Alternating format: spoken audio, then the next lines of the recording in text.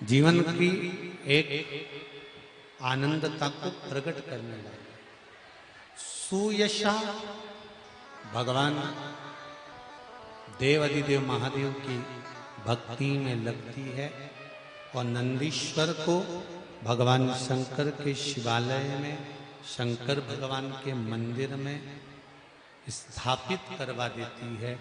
वो धर्मपत्नी सुयशा, धर्मपत्नी सुयशा। आप में से कितने लोग हैं जो घर में से जल लेकर जाते हैं शंकर भगवान को चढ़ाने? सभी लोग ले जाते हो। जब घर के मटके में से, परिंडे में से, बाल्टी में से, टंकी में से, घर के हंडे में से जब एक लोटा जल लेकर जाते हो ना, उस समय पर आपके मन में ये भाव प्रकट होना चाहिए कि हमारे घर में हम देव अधिदेव महादेव को जल चढ़ाने के लिए जा रहे हैं।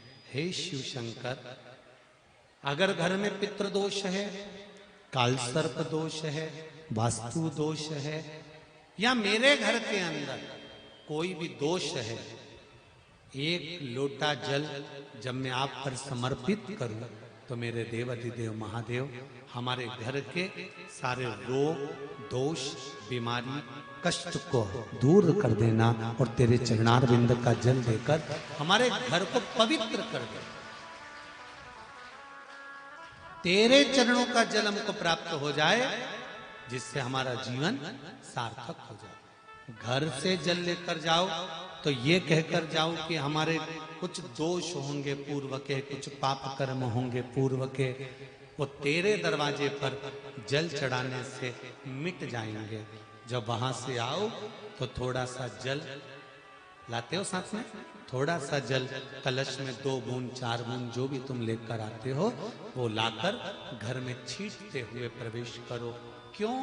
क्योंकि हमारे घर का कोई दोष होगा, बाबा को जल चढ़ाने से वो मिट जाएगा और बाबा के चरणारविंद का जल लाकर घर में छींटने से लक्ष्मी और वैभव बढ़ जाएगा। ये उसकी कृपा से, ये उसकी दया से, ये उसकी करुणा से। महाराज, श्रावण का महीना चल रहा है। सावन के महीने में कार्तिकेय महाराज की धर्म पत्नी देवसेना और वल्ली देवी, कौन कौन है? जम के बोलो जरा।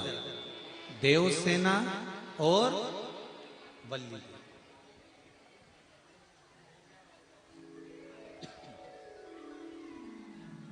देवसेना और वल्ली देवी,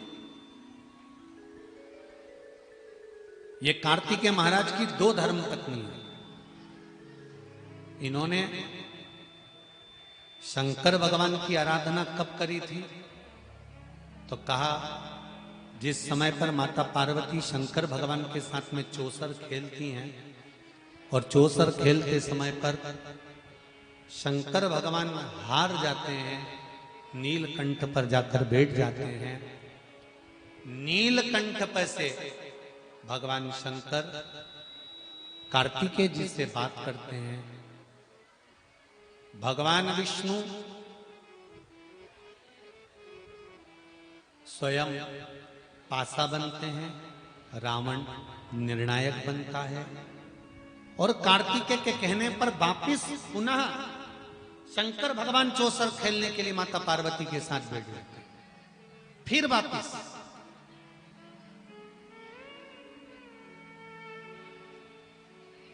और शंकर भगवान जब माता पार्वती के साथ चौसर खेलने वापिस बैठते हैं, पुनः विराजमान जब हो जाते हैं, फिर बैठ जाते हैं। तब पार्वती मैया जब हारती हैं तो पार्वती जी के मन को यह लगता है कि हारने का कारण क्या है।